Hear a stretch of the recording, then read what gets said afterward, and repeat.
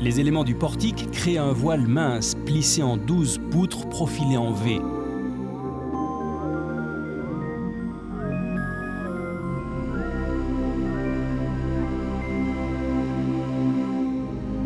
Les poutres sont associées à une table de compression, plane au voisinage des appuis, et qui prend ensuite la forme d'un cylindre.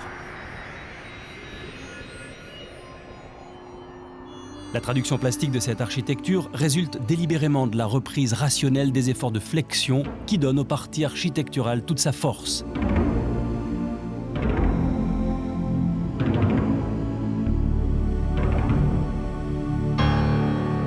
Une des particularités du mur de fond de scène maintenant, la combinaison de deux plans d'inclinaison différentes qui produisent là aussi un effet plastique remarquable.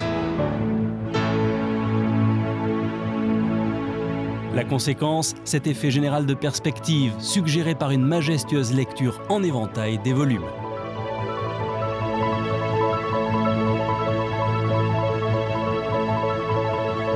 Le cumul des particularités des lieux et l'équilibre entre les différents partis pris architecturaux nous permettent de découvrir un ensemble dépouillé, né de cette synthèse particulièrement judicieuse, issue des talents conjugués des architectes, ingénieurs et constructeurs et de l'emploi subtil du béton.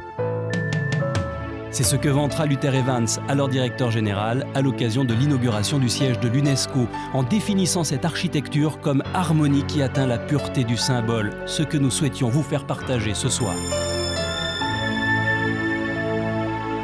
La singularité de la mission de l'UNESCO, bâtir la paix sur le fondement de la solidarité intellectuelle et morale de l'humanité, exigeait une architecture puissante. Elle l'est et de surcroît reconnue dans le monde entier, raison pour laquelle Simbéton est heureux de vous accueillir ce soir dans ce lieu chargé d'histoire et de promesses pour l'avenir des concepteurs ambitieux.